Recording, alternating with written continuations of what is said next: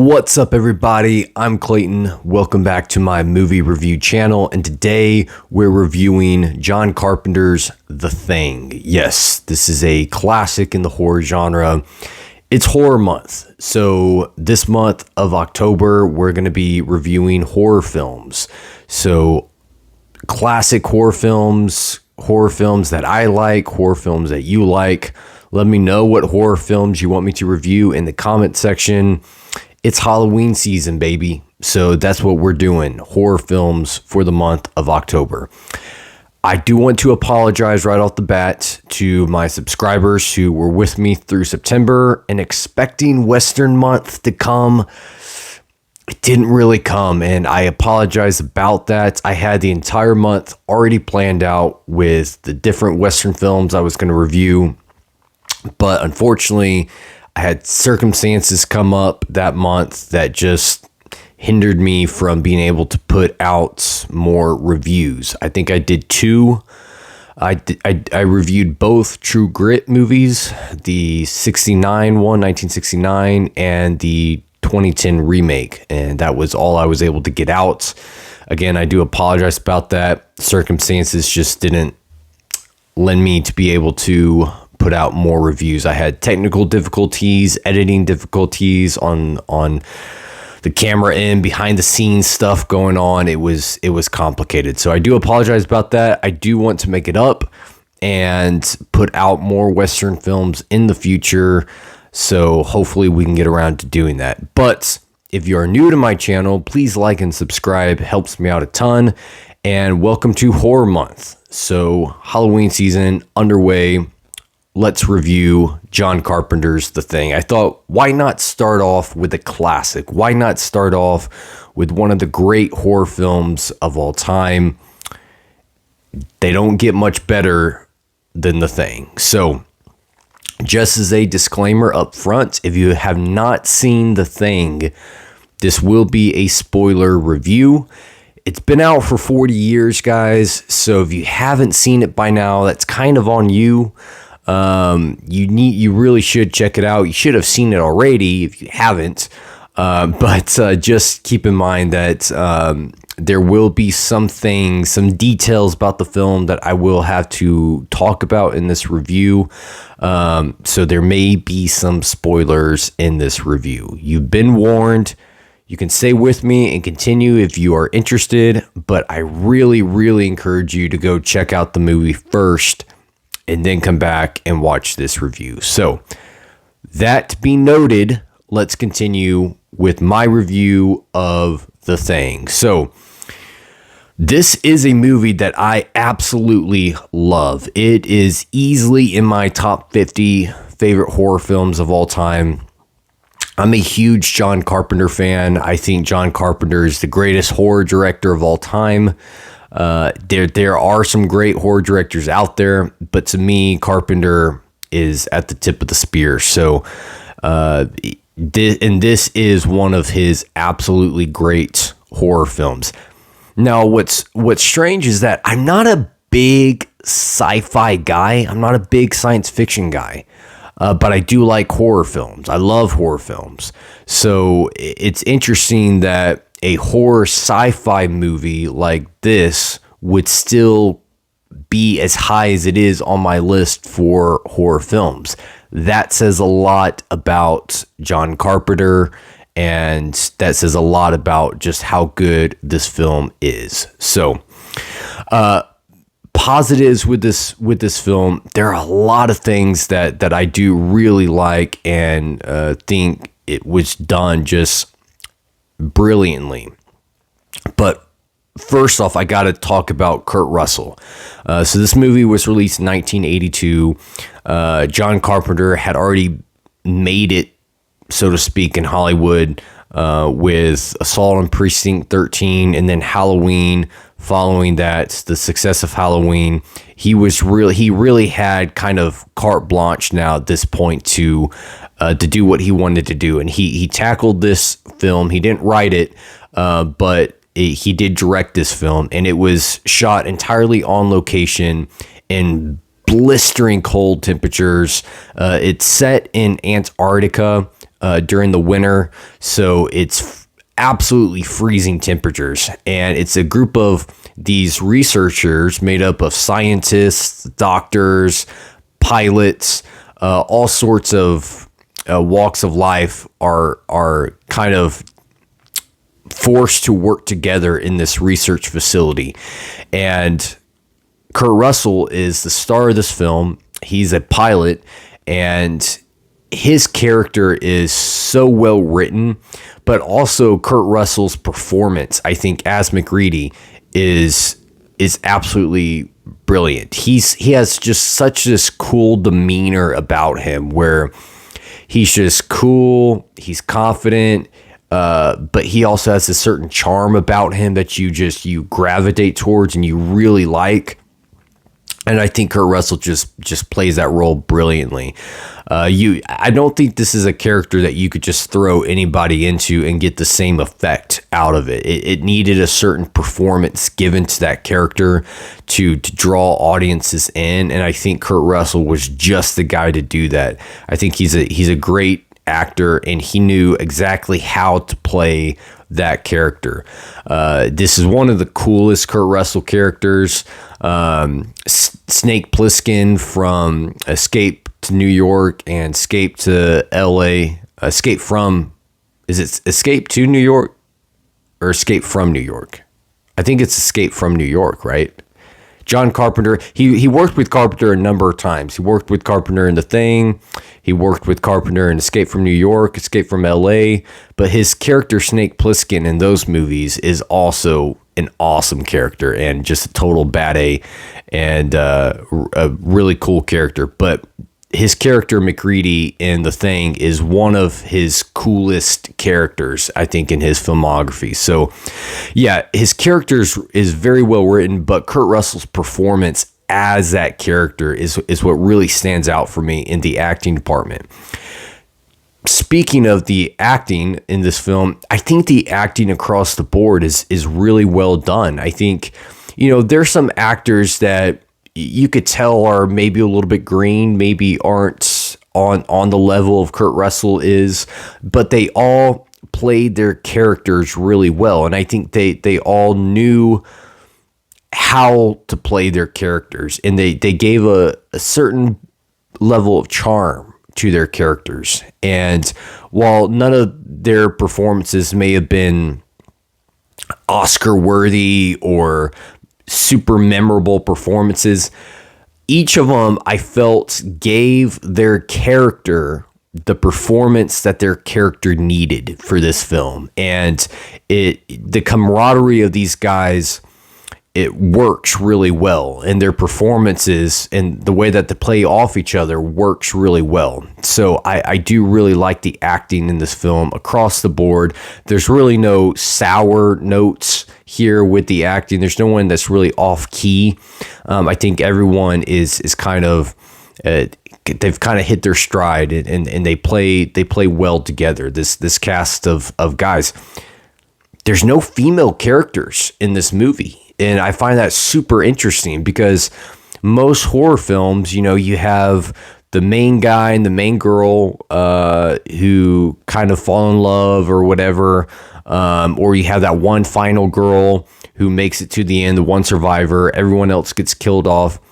There's no final girl in this movie. There's no girls, period, in this film. And I'm not saying that's a good thing or a bad thing. I'm just saying that it's an interesting thing. The fact that such a classic horror film in the horror genre is a film that has no women characters in it.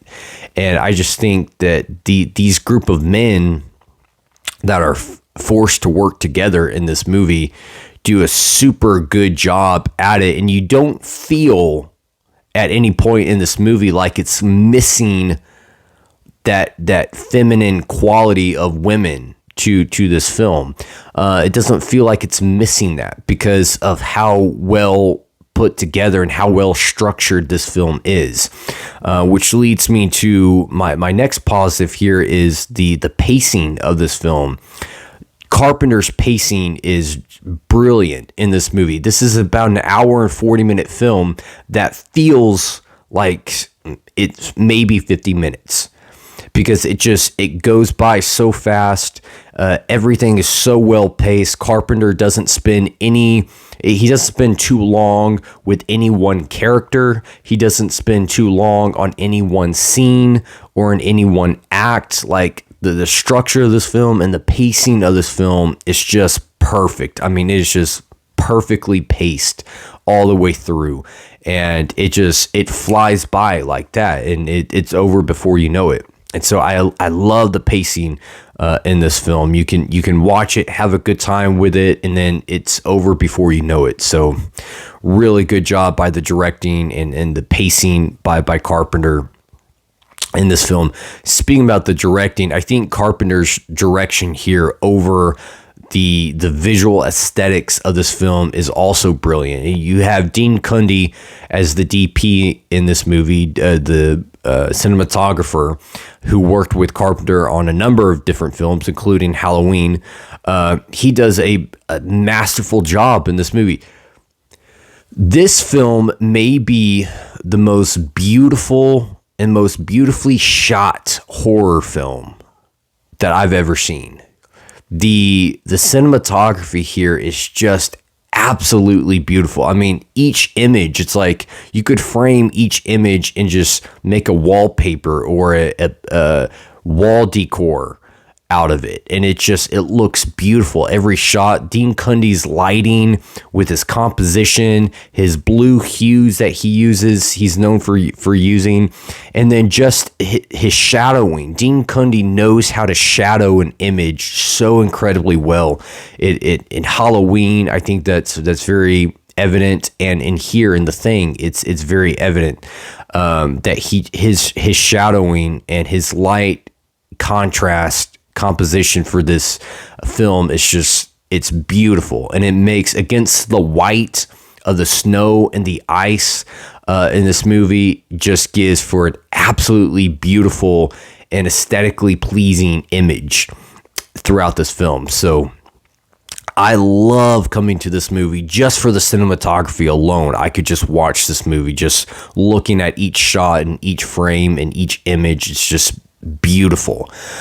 So props to Dean Cundey for the way he framed and imaged this film.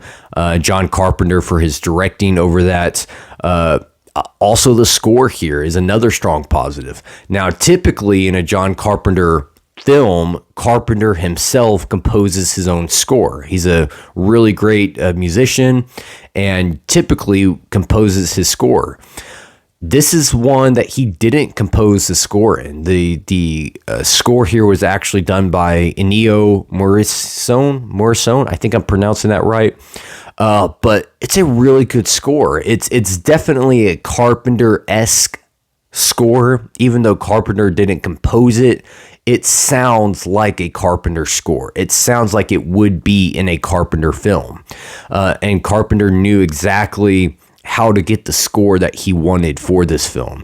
It's very catchy film, a very catchy kind of beat and score, the doo-doom, doo-doom. Like it's one of those really catchy Carpenter scores, the strong bass throughout the score, which I love, that Carpenter bass that he's known for. Just a really good score. It's not super iconic. It's not, it doesn't rival Halloween or Jaws, or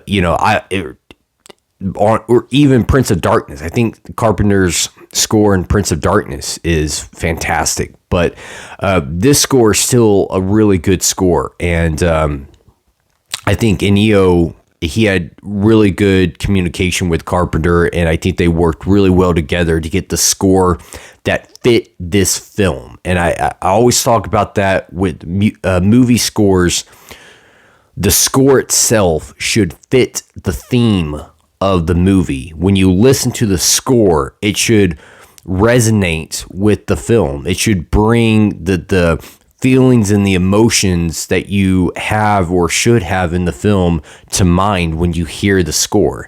And I think the score here fits the film that it's in. So really good score and really well composed by Ennio and well directed by Carpenter. And then obviously, when we're talking about The Thing, positives with The Thing, you have to talk about the visual effects here. I mean, this movie is known for its visual effects and the practical effects that were done and created by Rob Bottin.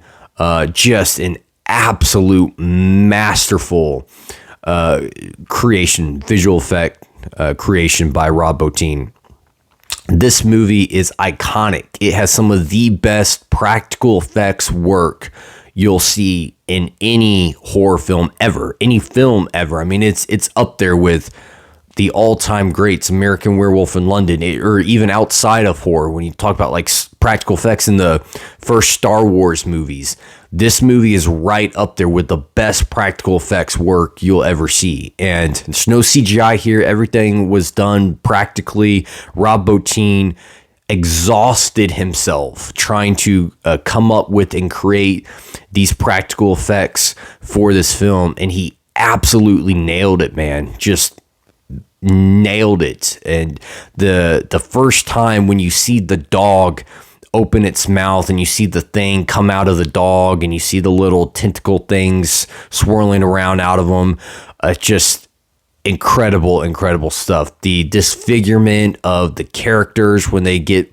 possessed by this thing and how it just tears them apart from the inside out, man, just absolutely incredible visual effects and practical effects by Rob Bottin. So and well directed by Carpenter. I mean, he knew what he wanted. He knew what he was looking for in this film. He knew what effects he had in mind. That he had the idea, he had the image and the look in his head, and then all the credit in the world to Rob Bottin for taking those ideas and then actually forming and creating those effects for this film. It's just masterful stuff.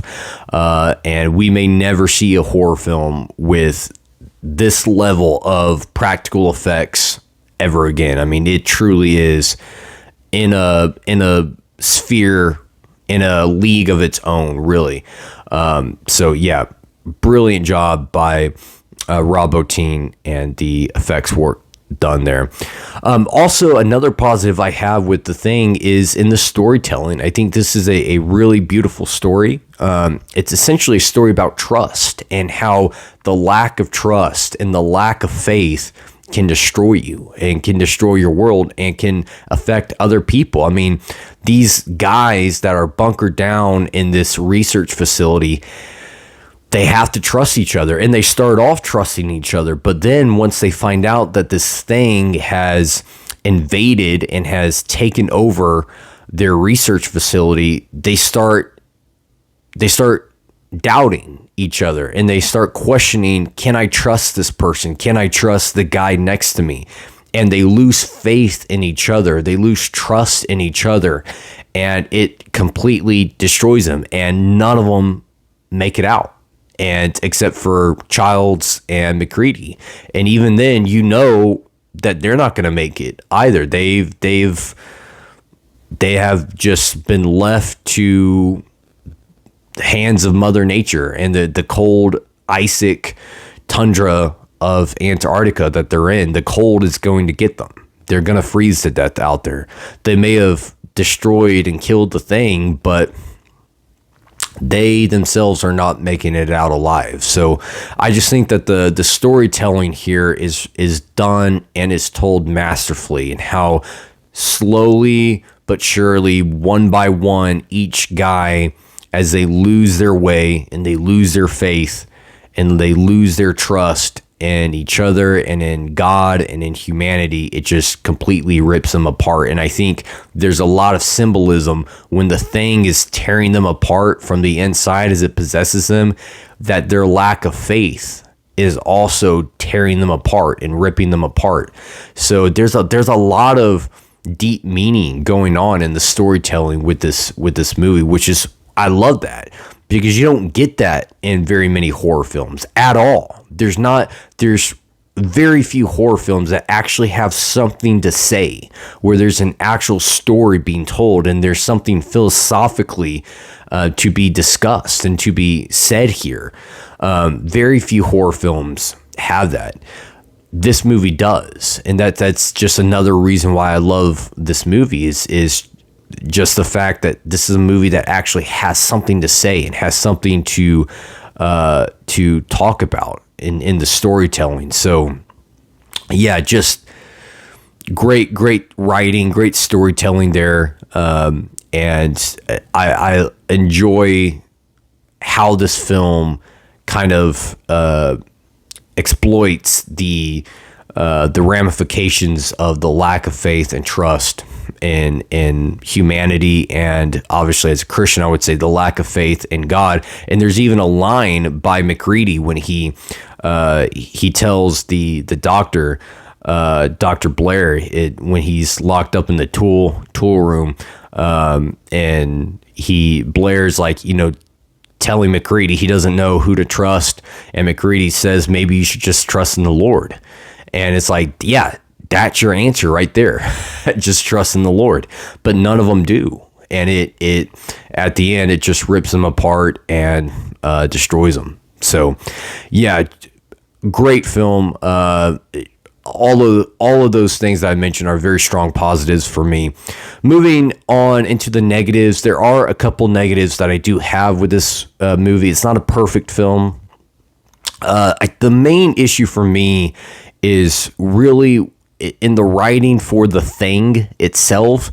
There's really no ground rules here. There's no guidelines governing what this thing can or can't do. Can it possess multiple bodies at the same time? We don't know. We're never told if it can or can't do that. We never see it do it. It only possesses one person at a time, but we're also told that its plan is apparently to take over everybody in the facility and kill them off, one by one. And we're also told that it was trying to kind of take over the other bodies of the other dogs as well. So there's a lot of questions I have about what this thing can actually do. And then also when you watch and when you find out when each person has the thing or is the thing, you're left wondering, how did they become the thing? They had no contact with the previous person that had the thing, and yet somehow they end up with the thing. It doesn't really make sense, and we're not told how that transference actually happens from one person to another person. Is it just by touch? Is it the thing has to get inside the person's body? I mean, we're never told how the transference actually happens, and why it happens. So it's just like, it almost just becomes a convenience of the filmmaker, where whoever they want to have be killed off next just happens to have the thing, just conveniently happens to have the thing, and when logically it's like, no, they never really had contact with the previous person. I mean, take Blair, for example. Blair was locked up in that tool room for like the last third act of the film. He doesn't come in contact with anybody. Any of the previous people that had the thing, he doesn't come in contact with any of them. And yet somehow he becomes the thing at the end. It's confusing. When you're trying to logically follow the thing and how it moves and how it operates and how it transfers from one body to another, we're not really given any guidelines or rules about how that actually happens. And when you just throw out the playbook as a whole, it's hard to play the game when you don't have rules governing what you can or can't do. And so that part always kind of bothers me when I watch this movie. I love it. I love this movie, but in the back of my mind, I'm always asking, okay, why did this person become the thing? How did this guy get it? He had no contact with the previous person, but somehow he's now the thing, just conveniently has the thing. So that would be one issue I have. And then the other issue I got to address with Blair. At the end of the movie, in the third act, when MacReady and the last group of guys go down, they find that basement, the underground facility from the tool room, and they find out that Blair had apparently created this entire aircraft in a matter of like 2 days that he was planning on escaping in. So you mean to tell me that this old, elderly, out of shape doctor managed to build this entire aircraft in like 2 days? Yeah, I'm sorry. I can't go there. I can't buy that. I don't buy that. As many times as I've seen this movie, it's always like, yeah, when we get to that part, I'm like, I bow out here. I don't buy that could or would actually happen. And it was for nothing. Like no one ended up escaping in that aircraft. So they built that aircraft. They had it in the film, and it served absolutely no purpose to the movie. You could take that whole scene out. That was only like a 10-second scene. It changes nothing with the movie. But we're expect to buy into the belief that doctor crafted and built this aircraft in just a matter of like 2 days. No, I can't go there. So, yeah, that's another issue that I have with this movie. But outside of those two minor issues, there's nothing really else that I have to critique about this movie. It's a great film. It's a classic, and I absolutely love it. I give this movie my overall rating here. I give this 4.5 stars. It doesn't quite hit that 5-star tier for me because of the issues. Again, like I said, with the guidelines governing the thing, when there's no rules that govern the antagonist, this creature, it kind of draws me out to an extent. Not fully. I'm still invested all the way through, but to an extent, it kind of pulls me out because there's nothing that, there's nothing that can be done, really. I mean, it can just conveniently take over whoever they want to have it take over. And then, with the whole aircraft thing with Blair, it's asking too much for me for a film that's still supposed to be grounded in reality to an extent. That's a big ask for me. So yeah, but great film, 4.5 stars. It's an absolute classic. You got to watch it. If you haven't seen it, get on it today or sometime this month, Halloween month, October. Watch the thing and check it out. But if you have seen it, let me know your thoughts in the comment section. Is this your favorite John Carpenter film? Is this your favorite horror film? Let me know in the comment section. Also, let me know what other horror films you guys want me to check out and review. I have plenty of slots open right now, so I can definitely take requests, or I can always just wing it and fill in those slots myself. So thank you guys for watching and tuning in. Until next time, kick it and rock on.